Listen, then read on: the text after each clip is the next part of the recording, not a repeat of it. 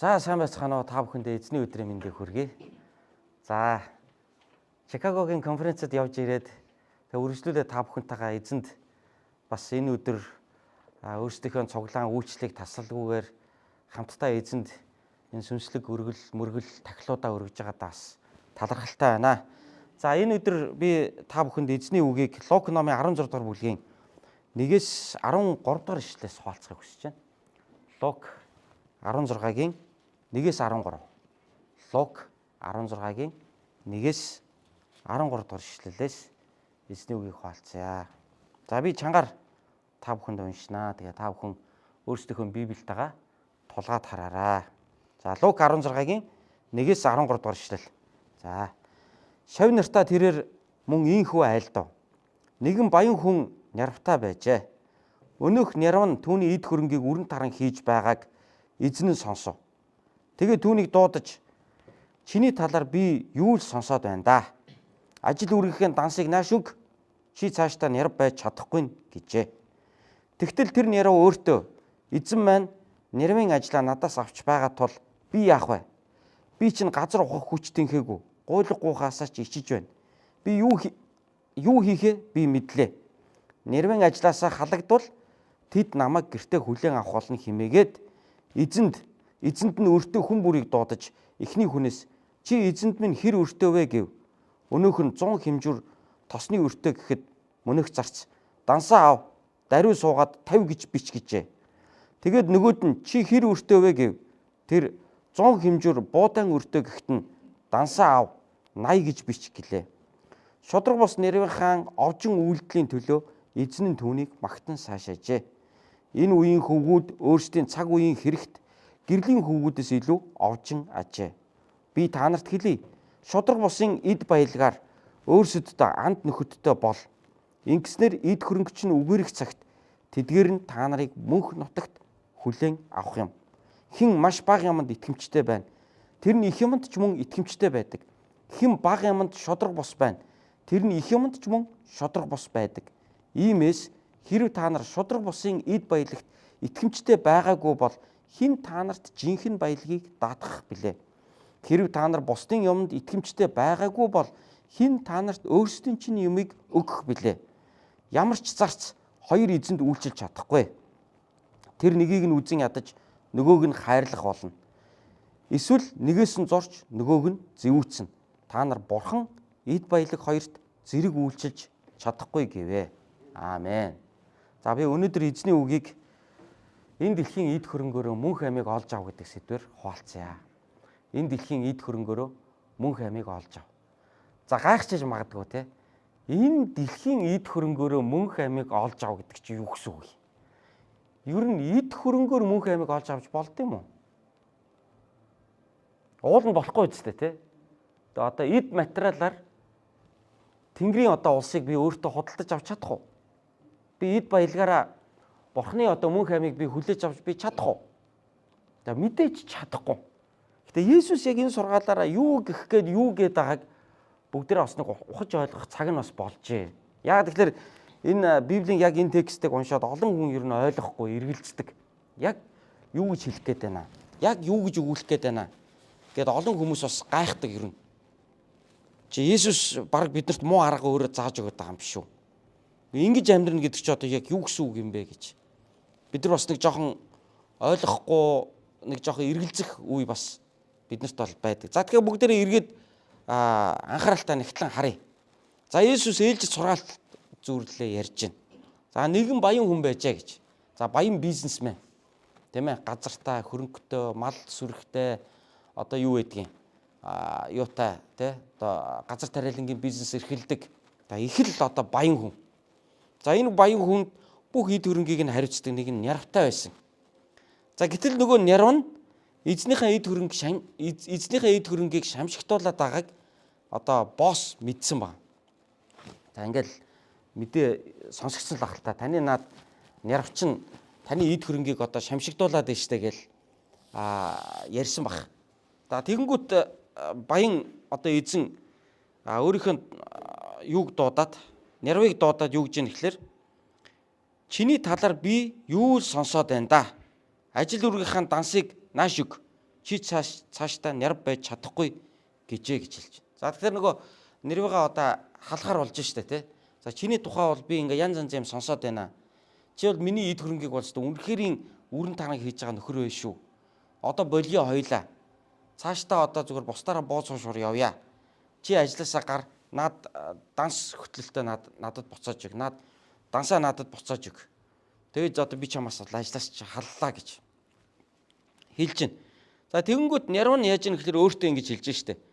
За би энэ ажлаа алдаад халагдах юм бол цаашдаа би чи одоо яаж амьдрах вүлээ гэж. Тэгтэл нярв өөртөө 3 дугаар ишлээс цаашаа унших юм бол хэлж байна те. Эзэн маань нэрвийн ажлаа надаас авч байгаа тул би яах вэ? Би чин газар ухагч хүч тэнхээгүй гуйлга гуйхаасаа ч ичиж байна гэж энэ хүн хэлж шít. Одоо би эндээс гараад ямар ажил хийх юм бэ гэж энэ хүн бодож хэлж байна те. Би эндээс гараад ямар ажил хийх юм бэ? Би ч одоо хар ажил бол хийж чадахгүй хүн. Газар ухагч хүч тэнхээгүй хүн. Хар ажил хийгээд амьдрч би чадахгүй. За тэгээ одоо гуйлга гуй те. Гуйлга гуугаад ч би амьдрч чадахгүй. Би ичиж гэн болий те. Би годомжинд суугаад одоо хин тэгээд гуйлга гуугаа сууж идэв.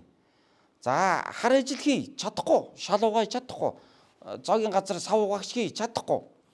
Газар ухаад одоо замын ажил хий чадахгүй. Юу анхнаасаа тийм хар ажил хийж сураагүй. Тийм хүч тэнхээгүй хүн би. Тэгээ би одоо цаашдаа яаж амьдрах юм болж байна? Сэргэлэн нөхөр байгаа байхгүй энэ нөхөр. Тэнгүүдээ нөгөөх чинь би цаашдаа ингэж амьдрах юм байна. Би юу хийхээ мэдлээ гэж 4-р ишлэлдэр хэлж штэ. Нярв ажилласаа халагдвал тэд намайг гэртээ хүлээн авах болно хэмээгээд эзэнд нь өртөө хүн бүрийг дуудаж эхний хүнээс чи эзэнд минь хэр өртөө вэ гэв. Өнөөх нь 100 хэмжүүр тосны өртөө гэхэд мөнөх зарц дансаа ав. Даруй суугаад 50 гэж бич гэжээ. Тэгээд нөгөөд нь чи хэр өртөө вэ гэв. Тэр 100 хэмжүүр буудаан өртөө гэхэд нь дансаа ав 80 гэж бич гэлээ. Ухаантай золиг байна л да. Тэгээ одоо золиг гэ нэрлэлчий би тэгээ ухаантай золиг байгаа байхгүй. Нэгэнд ажилласаа халагдана гэдэг нь бол тодорхой. Тэгтээ эзэн түүнийг бол хэр их хэмжээний хөрөг шамшигдуулсныг нь бол эзэн мэдгүй байгаа байхгүй хамгийн гол нь. Эзэн. Тэгэхээр тэр орон зай дээр манер тоглолт хийж яана л да. Ямар тоглолт хийж ийнө вэ гэхээр манер нэгэнт одоо би ажилгүй болж байгаа халагдана гэдэг нь бол тодорхой. Нэгэнт бол эдсэн уусан уу гэвэл эдсэн уусан үнэн мөн. За тэгэхээр нөгөө манайхан юу гэж ярьдаг вэ? Баг эдсэн ч өмхий, их эдсэн ч өмхий гэж ярьдаг ч лээ. Тэгэхээр нэгэнт бол ойлгомжтой. Тэгэхээр би бол одоо нэгэнт ажилгүй болох нь ойлгомжтой. Би бол халагдж байгаа. Тийм учраас одоо би халагдж байгаа дээрээ одоо байгаа энэ байр суурийг ашиглаад энэ ажлаасаа гарахын цагт найз нөхдөд өөртөө ер нь үржүүлж авъя. Олон найз нөхдөдтэй болж авъя. Тэгэд ажилгүй болоод мөнгөгүй энэ найз нөхөд маань намайг хүлээж авна. Тэр үед тэд намайг гэртээ хоноолно, тэд намайг хооллно. Тэгэхээр яаж найзтай болох вэ? Ажлаас гарах нэг 14 хоногийн хугацаа биш үү? Эсвэл нэг сарын хугацаа биш үү? Магадгүй эзэн түүнд ингээд нэг юм хугацаа өгсөн байж тээ. Тэгэхээр тэр хугацаанд ашиглангуудаа нөгөө эзэндээ өртөө нөхдүүдийг нэг нэгээр нь манер дуудаж өрөөндөө уулзаад ажлаа тойрхоо зуруулаад ажлаасаа гарахаас өмнө нөхдүүдтэй нэг нэгээр нь уулзж байна. За чи манай эзэнд ямар өртөө юм гэсэн чинь 100 хэмжүүр тосны өртөө. За 50 болгоч зэ. Чи манай эзэн 50-ыг л төлөөр. Энийг бол мань эзнээс далдур нөгөө нөхдүүдтэй тохирчж байгаа байхгүй. Тэгвэл нөгөө нөхдүүд нь одоо энэ нярвт амар баярлж байна л да. Хожим энэ хүнтэй уулзахын цагт намайг 100 хэмжүүр тосны өртөө явахад минь энэ өрийн минь хөнгөвчлээ 50 болгож өгсөн шүү. Нэг удаа нэг хоолнд оруулъя. Нэг удаа нэг гэртээ хүлээгээд авчи. Нэг удаа би энэ хүнд нэг тусуулчи. Эсвэл дараа нь өөр ажилд ороход нь би нэг зуучлаад өгчий гэдэг байдлаар одоо энэ хүн надад тусландаа гэж бодож сэтгэж энийг хийж штэ. Нөгөө нэг хүний дуудаад за чи миний эзэнд хэдий өртөө өгсөн чинь 100 хэмжүүр буудаан өртөө гэж хэлсэн. За суу 80 гэж бичгээд. Тэгээ нөгөө эзэн мэдэхгүй байхгүй хамгийн гол нь. Эзэн мэдэхгүй. Яа тэгэхээр нөгөөг чинь 100-гийн өртөө хүн 80 болгоцсныг 100 хэмжүүр тосны өртөө хүн 50 болгоцсныг эзэн хамгийн гол нь мэдэхгүй. Ямар тач юутаач энэ хүн бол ажлаасаа халагдаж байгаа нь тодорхой. Тийм учраас нэгэнт одоо ажлаасаа халагдаж байгаа учраас өөрийнхөө тэр эрх мэдлийг яаж яах гэхээр эргээд хожим идэх хоолныхоо төлөө олон найз нөхдөдтэй болоод нөгөөдүүл нь дараа нь өөртөө тосоолно гэдэг үүднэр үүднээс энэ хүн нөхөр ашиглаад авч байгаа байхгүй. Тэг нэг юм овжин нөхрийн талаар ярьж байна л да. Шодрог бос Нерве хаан овжин үйлдэлийн төлөө эзэн нь түүнийг магтан сайшаажээ. 8 дугаар ишлэл дээр. Энэ үйлдэлийг бас эзэн мэдсэн биз дээ. Тэгээ эзэн юу гэж хэлж байгаа гэхээр залтай золиг юм аа энэ гэж те. Нэгэнт ажилгүй болж байгаа. Цалингүй болж байгаа. Амьдрах амьдралгүй болж байгаа. Тэгтээ эрх мэдлээ ашиглаад өөртөө талдаа ингээд айгүй олон хүнийг найз олгоод татаад авч байна. Тэгэхээр манай монголчуудын хэлдгэр нөгөө дээрүүд ярьдаг байсан шүү дээ те. 100 лантай явснаас 100 нөхөртөө явсан дээр гэж. 100 лам мөнгөтэй явснаас 100 нөхөртөө яв. Тэр 100 лам мөнгө чинь дуусахын цагт тэр 100 нөхөр чинь чамайг гэртээ хүлээж авна. Чамайг орой хоолнд даана. Чамд тус болох өдөр ирнэ гэдэг. Тэр л үг явж байна л да энэ дэр. Тэгэхээр манер бол нэгэнт одоо ингээд ажилласаа халагдаж байгаа. Нэгэнт эзнийхээ эд хөрөнгийг шамшигтуусан чигээр шамшигтуулаад тэрүүгээр нь өөртөө найз олоод авъя. А тэр найз нь хожим манерийг ажилгүй болохын цагт дэмжиж туслаад дэмнээд дараагийн одоо амьдралын юмд нь тосолоод өгнө гэдэг үүднээс үйлдэж байна. Энийг тэр эзэн бас мэдчихлээ. Тэгээд эзэн юу гэж бодож байна гэхээр тэрийг одоо нэмж шийдэхээсээ илүү одоо овжин байгааг нь нэг талаар одоо босс нь бол мүнэлж байна л да. За ийм зүйлийг Есүс ярьлаа. Тэгээ юу гэсэн үг юм? Бид одоо тэгээд ингээ бусдыг залтаад мэхлээд ингээд явах ёстой гэж Есүс үүгээрээ заах гэдэг юм уу? Есүс яг үүгээрээ яг юу заах гэдэг юм? Яагаад энэ хүний ийм залтай овжин энэ үйлдэлийг нь Есүс өөрийнхөө сургаалт үлгэрдээ ашиглав. Яагаад Есүс ийм залтай хүний зал мэхээр биднэрт сургаал заагаад байгаа юм болоо? Есүс үүгээрээ биднийг ийм залтай бай гэж заах гэдэг юм уу? Есүс үүгээрээ биднийг ийм одоо овжин бай гэж заах гэдэг юм уу? Цааш нь харъя. Есүс цаашаа үргэлжлүүлээд юу гэж хэлсэн бэ? Шодрог бос Нерве хаан овжин үйлдэлийн төлөө эзэн түүнийг магтан сайшаажээ. Энэ үеийн хөвгүүд өөрсдийн цаг үеийн хэрэгт гэрлийн хөвгүүдээс илүү овжин ажээ гэж Есүс тайлбарлаж байна те. Тэгэхээр энэ үеийн хөвгүүд гэрлийн хөвгүүдээс өөрийнхөө үйл хэрэгт тийм ээ хэлж штэ өөрсдийн цаг үеийн хэрэгт гэрлийн хөвгүүдээс илүү овжин ажээ гэж. Бурханд итгэдэг эзнээс имэдэг хүн бол хизээч ингэж үйлдэхгүй. За намайг уушлаараад бурууга хүлээн зөвшөөрөөд би одоо таны эд хөрөнгийг шамшигтуулчлаа намайг уушлаараад бурууга бүрэн хүлээн зөвшөөрөөд гимшээд одоо магадгүй юу гэдгийг шийтгэлээ өөр дээрээ аваад ингээд шударгаар явах байсан баг. Гэрлийн хөвгүүд бол тэх байсан. Гэтэл энэ үеийн хөвгүүд гэж байгаагаараа гэрлийн хөвгүүдээс салгаж хэлээд шүү. Нөгөө Бурхныг мэдэхгүй хүмүүс өөрсдийн энэ дэлхийн энэ амьдралдаа Бурхны хүмүүсээс илүү овжин ханддаг гэж. Илүү залтай байдаг тэд. Үүгээрээ тэд яадгүй гэхээр гэрлийн хөвгүүдээс магадгүй илүү амжилттай харагддаг заримдаа. Тийм ээ? Зарим нэг бизнесмэнүүдийг үнэхээр нэг амжилттай явж байгаа бизнесмэнүүдийг бид нар мэдэн штэ. Тэд нар Бурханд итгэдэггүй, эзнээс эмээдэггүй. Тэгэхээр тэд нар амар смарт байдаг. Тэгээ хуулийн цоорхойг ашиглаад ашгаа нэмэгдүүлээл улам илүү их ашиг олоод улам илүү их нэр хүндийг олж аваад ингээл нэг хожоотой 8 хийгээл улам илүү одоо ингээл амжилт нь үржээл амжилтаа улам илүү өсгөөл Бурхныг мэдгүй хүн тэгсэн мөртлөө энэ дэлхийн амьдралдаа амар чадвартай энэ дэлхийн амьдралаар нөгөө буруу аргаар олз ашиг олох тал дээр бол нэрэ хэнийг ч дагуулахгүй амжилттай байдгаа гэдгийг Есүс хэлж шít.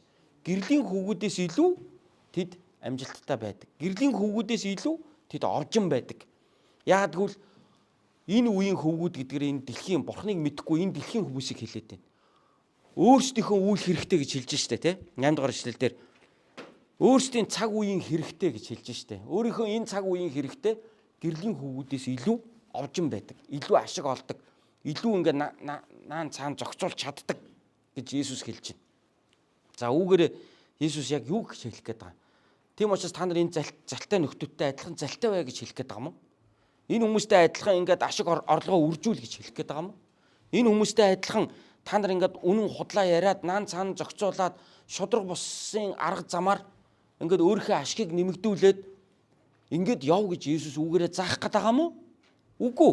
Цаашаа уншаа одоо. Одоо Есүсийн энэ одоо жишээн дээр бидэрт юу хэлэх гээд байгаа тайлбар нь дараагийн ишлэлээс цаашаа гарч байна. 9 дугаар ишлэлээс. би та нарт хэлье. Шодрог босын эд баялгаар өөрсөддөө анд нөхөдтэй бол. Ингэснээр эд хөрөнгөч нь үгэрхийн цагт тэдгээр нь та нарыг мөнх нутагт хүлээн авах юмаа гэж хэлж байна.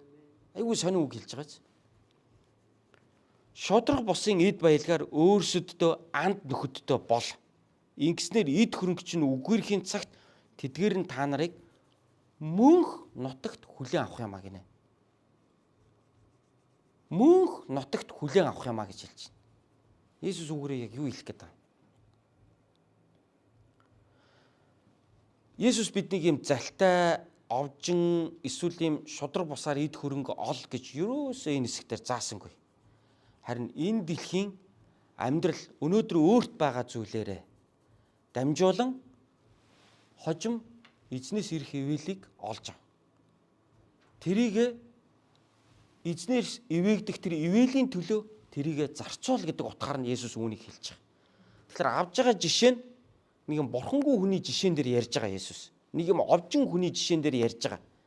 Гэхдээ энийг би амьдралдаа хэрэгжүүлэхдээ надад байгаа зүйлээрээ дамжуулаад надад байгаа зүйлээ би эзэнд өргөснөрөө надад байгаа зүйлээ би одоо хэмжээтэй гэдгийг нь ойлгоснороо энэ бол зүгээр л энэ цаг үеийн л амьдрал шүү дээ гэдгийг ойлгоснороо энэ цаг үеийн амьдралд надад өгөгдсөн зүйлээрээ ирээдүйд мөнхөд олж авах тэр зүйлийг чи үүгээрээ олж аваач гэдгийг л Есүс үүгээрээ заахыг хүссэн.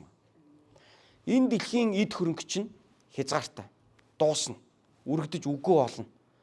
Харин тэрийг эзний халдрын төлөө зориулснараа хожим эзнээс ирэх тэр шагналыг өөртөө олж аваач гэдгийг л хэлж байгаа. Өөрөөр хэлбэл энэ хүн нэгэнд ажилласаа гарна.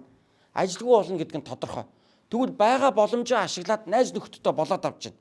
Ажилгүй болохын цаг тэр найз нөхд нь өөрийг нь дэмжиж туслах юм байна. Үүн луга адил энэ дэлхий дээр амьдарч ах үедээ энэ дэлхий дээр надад байгаа тэр одоо боломж Бурханаас өгөгдсөн тэр эд хөрөнгөө ашиглаад хожим эзнээс ирэх тэр ивэл өрөөлийг олж аваач. Энэ дэлхийн эд хөрөнгө, энэ дэлхийн боломж болцоо чинь нэг л өдөр дууснаа. Харин тэр цагт та Бурханы өмнө очих тэр өдөр ирнэ. Тийм учраас Бурханы өмнө очих тэр өдөр ирэх учраас өнөөдөр энэ дэлхий дээр амьдарч байгаа энэ цаг хугацаагаа, өнөөдөр энэ дэлхий дээр амьдарч байгаа эзнээс өгөгдсөн боломжоо хожим эзнээс авах тэр ивэл өрөөл болгон өөрчлөөч.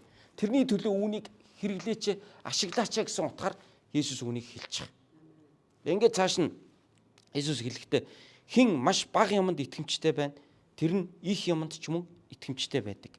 Хэн бага юмд шодрог бус байна, тэр нь их юмд ч шодрог бус байдаг. Иймээс хэрв та нар шодрог бусын эд баялагт итгэмжтэй байгаагүй бол хэн та нарт жинхэнэ баялагийг даатгах билээ. Хэрв та нар бусдын юмд итгэмжтэй байгаагүй бол хэн та нарт өөрсдийн чинь юмыг өгөх билээ гэж Есүс асууж байгаа. Тэгэхээр энэ юу гэсэн үг вэ гэхээр энэ дэлхий дээр надад өгөгдсөн зүйлдээ би итгэмжтэй байснараа хожим Бурханаас би илүү ихийг хүлээж авна гэдгийг л Есүс хэлэх гээд байгаа. Тэгэхээр нөгөө зарцын түүхэн дээр эргээд очие л доо. Нөгөө зарц маань ажилласаа хизээ хизээгүй халагдлаа. Яг одоо тэгтээ байр суурин дээр бол байж байна. Бага дээр ашиглаад ажлаас гарахын цагт өөрийг нь хүлээж авах найзуудаа өөртөө бэлдээд авлаа. Яг үүнтэй адилхан энэ дэлхий төгсөх болно, дуусах болно. Эзний хожмын шүүлт шийтгэл ирэх болно. Харин тэр өдөр эзнээс би ивэл өрүүлж хүртэхийн тулд өнөөдөр байгаа амьдралаа би эзэнд зориулаач гэсэн утгаар ярьж байгаа. Өнөөдөр байгаа эрх мэдэл боломж болцоогоо тэр хүмүүсийн төлөө зориулаад эргээд тэр хүмүүс чинь намайг хүлээж авч байгаа байхгүй. Яг үүн лугаа адил өнөөдөр байгаа амьдралаараа би эзнийг таньж мэдснээр хожим эзэн намайг хүлээж авна гэсэн утгыг л Есүс хэлж байгаа.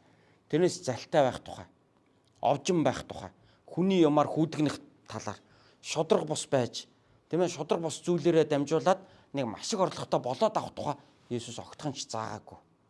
Тэгэхээр энэ үеийн хөвгүүд буюу Бурхныг мэдхгүй хөвгүүд өөрийн цаг үеийн хэрэгтэй гэрлийн хөвгүүдээс илүү овжин байдаг. Тэгвэл яг үүн шиг залтай байгаад бусдыг хохиргоод бусдын имийг шамшигтлаад явах тухай заагаагүй. Харин үүн шиг өнөөдөр энэ амьдралаараа өнөөдөр энэ дэлхий дээр амьдарч байгаа амьдралаараа хожим эзнээс ирэх ивэлийг өөртөө олж аваач гэдгийг л Есүс хэлж байгаа юм. Тэхийн тулд бид яана гэсэн үг вэ? Энэ цагаа энэ амьдралын энэ цаг мөчөөрөө бид эзнийг таньж мэдхэд зориулна гэсэн үг. Өнөөдөр байгаа надад өгөгдсөн эд хөрөнгөө би эзний алдрын төлөө бусдын төлөө зориулснараа хожим би өөртөө тэнгэрт баялагийг хураана гэсэн утгатай. Өөрөөр хэлбэл би зөвхөн энэ дэлхийд ирэх амьдралаа харж биш, ирээдүйд мөнхөд авах эзнээс авах тэр ивэлийг төлөө өнөөдөр байгаа цаг үе, өнөөдөр байгаа боломж, өнөөдөр байгаа эд хөрөнгөө үүний төлөө би зориулж амьдрна гэсэн утгаар Есүс үүнийг хэлж байгаа юм. Тийм учраас би түрүүн та бүхэнд хэлэхдээ тэгээ энэ дэлхийн эд хөрөнгөөрөө мөнх амийг олж аваа гэж хэлсэн. Тэр нь ямар утгаар хэлж байгаа юм гэхээр эд хөрөнгө биднэрт мөнх амийг авчирч өгдөг гэдэг утгаараа биш. Харин энэ дэлхийд дээр бидэнд өгөгдсөн эд баялаг, эд хөрөнгөөрөө та эзний алдрын төлөө түүнийг зориулснараа хожим эзнээс ирэх ивэлийг өөртөө үржүүлээрэ гэдэг утгаар нь хэлж байгаа. Тэгэхээр ийм утгаар нь хэлж байгаа.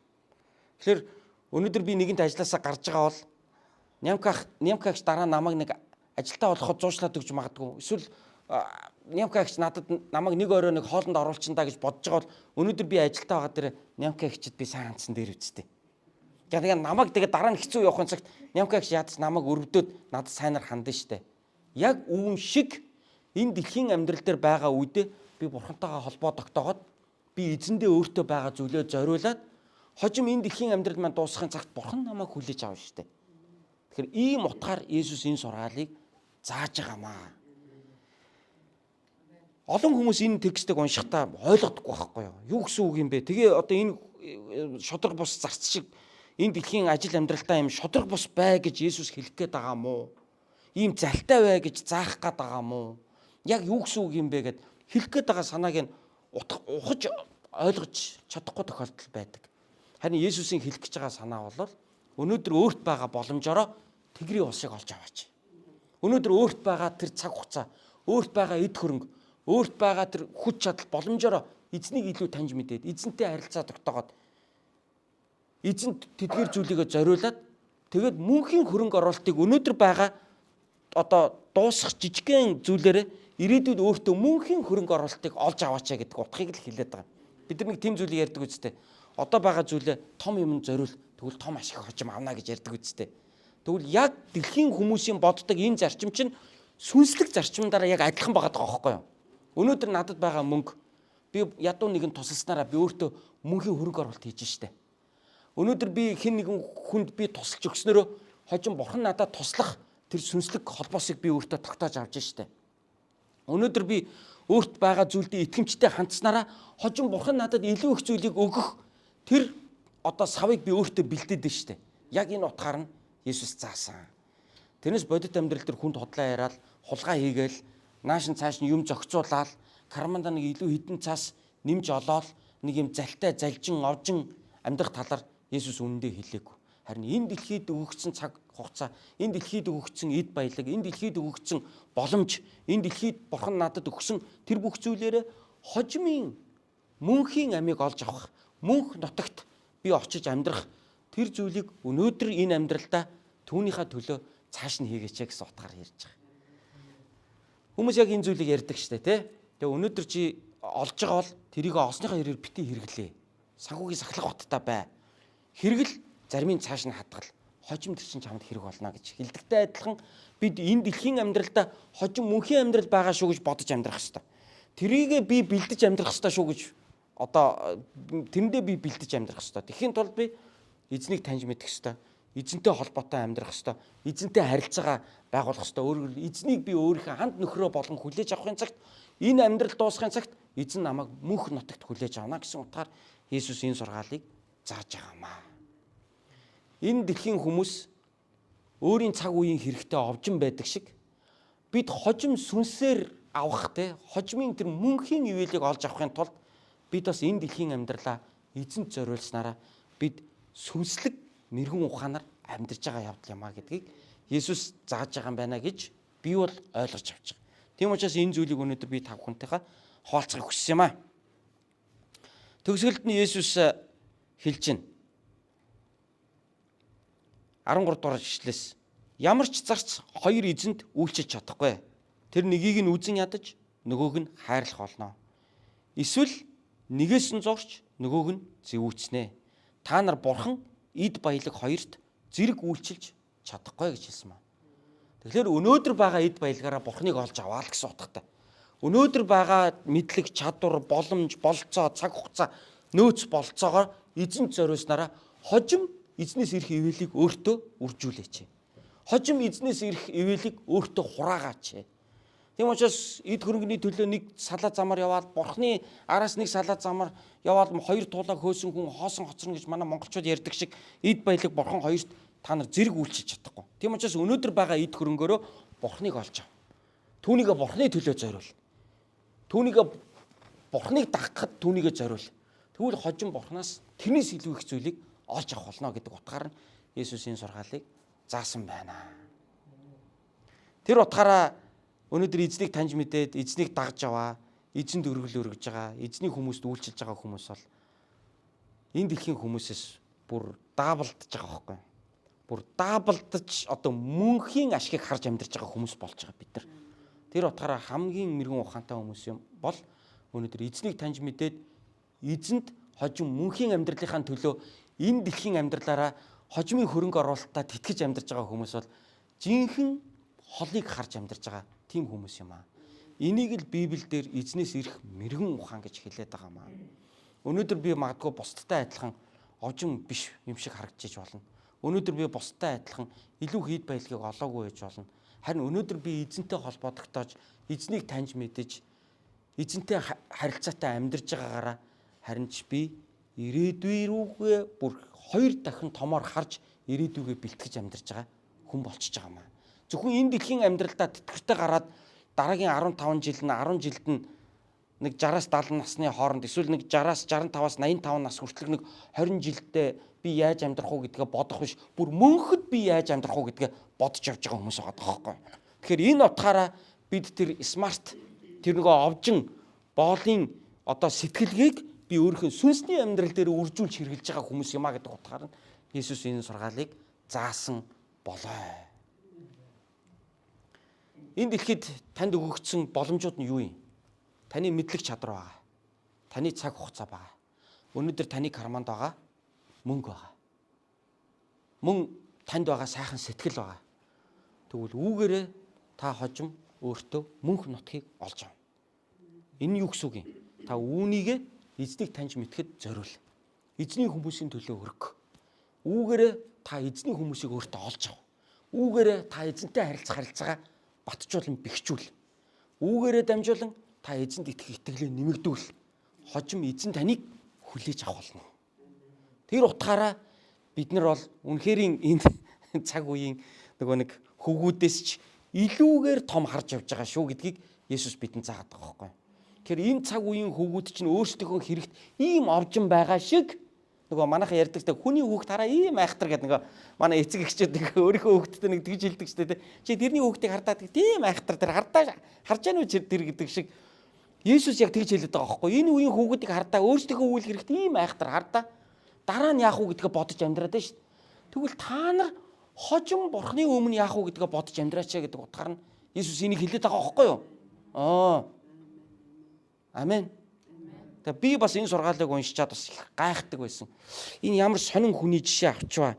Энэ ямар сонин залтай ийм нярвын жишээг Есүс авчваа.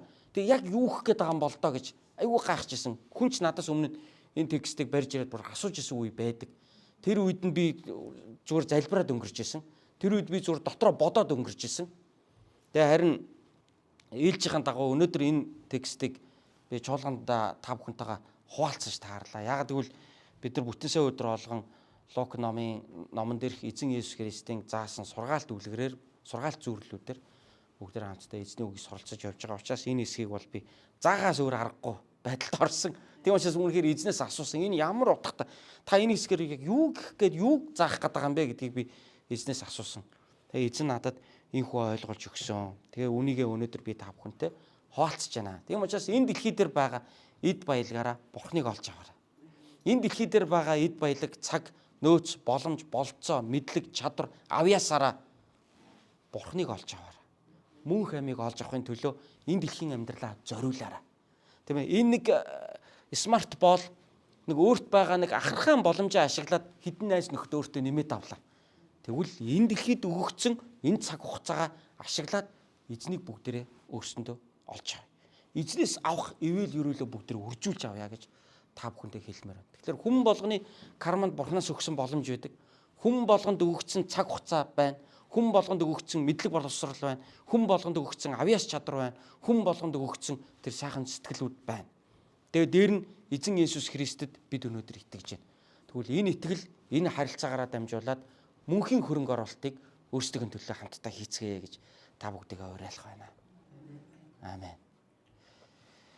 Норт Каролинд амьдардаг эгч маань нэг удаа надад ингэж хэлжсэн. Манай од гэрэл эгч маань найз штэ, одоо миний нагц эгч байхгүй юу?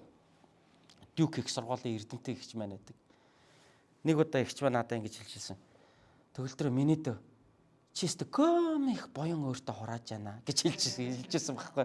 Нөгөө эгч маань бол Христ итгэж биш л дээ. Гэхдээ нөгөө өөрийнхөө ойлголтоор яг нөгөө миний амьдрал үйлчлэлийг хараад хэлж байгаа нь тэр байгаа байхгүй. Тэг талаар яг үнэн хэлж байгаа байхгүй.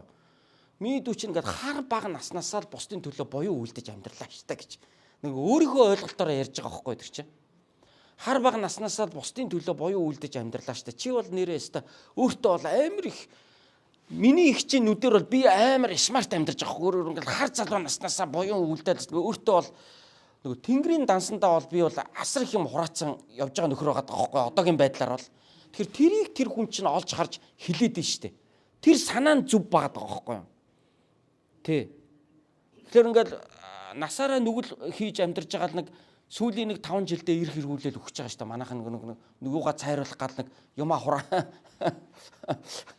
энэ дэлхий дээр амьдарсан нөгөө амьдралаа нэг цайруулж аваад нэг төгсгөлийн нэг хэдэн 10 жилдээ юм уу нэг юмаа нэг цайруулах гэж хичээ. Гэтэл би бол айгүй хожоотой явж штэ. Бүр 12 наснасаа юм хийчихэж байгаа байхгүй. Өөрөөр хэлбэл бурхантайгаа уулзраа болоод амьдарч штэ.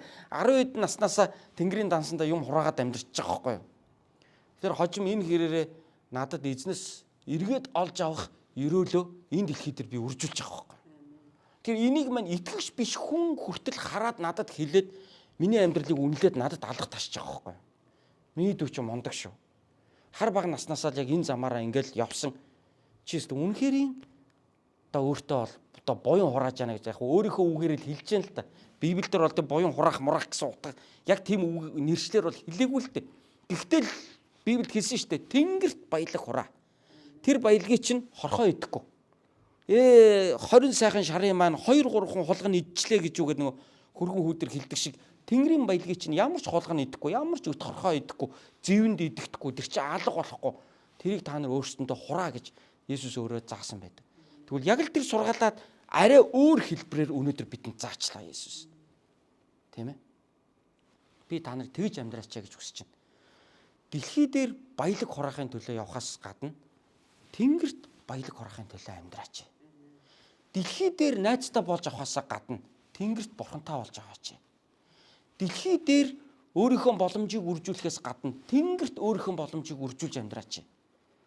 Дэлхий дээр би дараа нь яах вэ гэж бодож амьдрж байгаа. Ухаантай л байна л да, мундаг л байна л да. Тэгвэл энэ дэлхийн амьдрал чинь дуусахын цагт Бурхны өмнө би яах вэ гэдгээ өнөөдөр бодож амьдраач. Тэрний төлөө өргөл өргөө, тэрний төлөө залбирч, тэрний төлөө бусдад цайнаар хандаж, тэрний төлөө эзэн Бурхны өмнө өнөөдөр зам мөрөө хичээж амьдраач. Тэрний чин төлөөл эзэн Есүс Христ энэ дэлхий дээр аврагч болж ирсэн шүү дээ. Тэрний төлөөл эзэн Есүс Христэд итгэж, эзэн Есүс Христийн заасан замаар тэрний төлөө амьдраач гэж би өнөөдөр та нарыг уриалж байна. Аамен. Хамт залбирцгаая.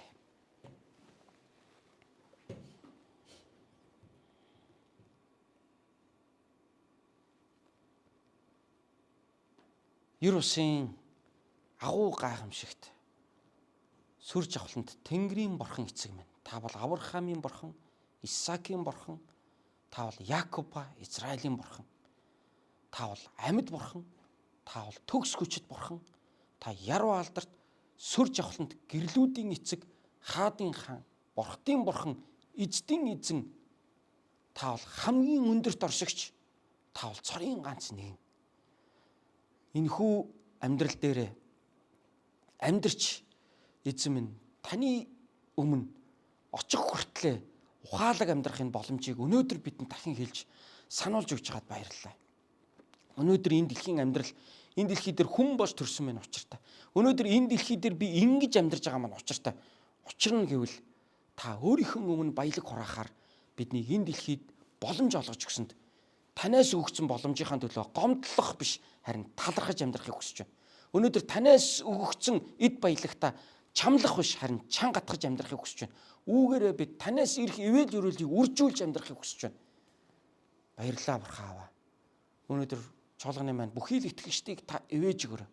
Өнөөдөр энэ номлолыг маань сонсон суугаа итгэлийн хайртай ах иш дүүсийн минь дээр таны энэ илэрхийлэл, таны энэ өрөөл бэлхэм дүүрэн байх болтугай. Бид энэ дэлхий дээр үлдсэн цаг хугацаанд энэ дэлхий дээр өнгөрүүлэх энэ ахархан энэ дэлхийн амьдралаа бид ухаалаг өнгөрөхийг хүсэж байна. Энэ дэлхийн хөвгүүд өөрсдийнхөө үйл хэрэгт бусдаас илүү овжин байдаг бол харин бид Тэнгэрийн үйл хэрэгт бид илүү овжин байх тэр арга ухааныг Есүс та өнөөдөр бидэнд зааж өгч байгаа тандаа баярлалаа. Тийм ээ, хүмүүс зөвхөн энэ дэлхий дээр л эд баялаг хураахын төлөө явдаг бол харин бид давхар Тэнгэрт эд баялаг хураахын төлөө явж байгаа. Энэ ухааныг өнөөдөр бидэнд илчилж харуулж өгсөнд тандаа баярлалаа. Учир нь энэ амьдрал зөвхөн энэ дэлхийгээр дуустдаггүй. Бүгд таны өмнө очино. Бүгд шудраг шүүхийн өмнө очино. Бүгд мөнхийн үйл хэргийн өмнө очино гэдгийг та бидэнд зааж өгдөгт баярлалаа. Түүнийхээ төлөө өнөөдөр бид бэлдэж амьдрахад та биднийг удирдаарай гэж гуйж байна. Тандаа талархан аврагч эзэн Есүс Христийн нэрээр залбирanгуйлаа. Аамен.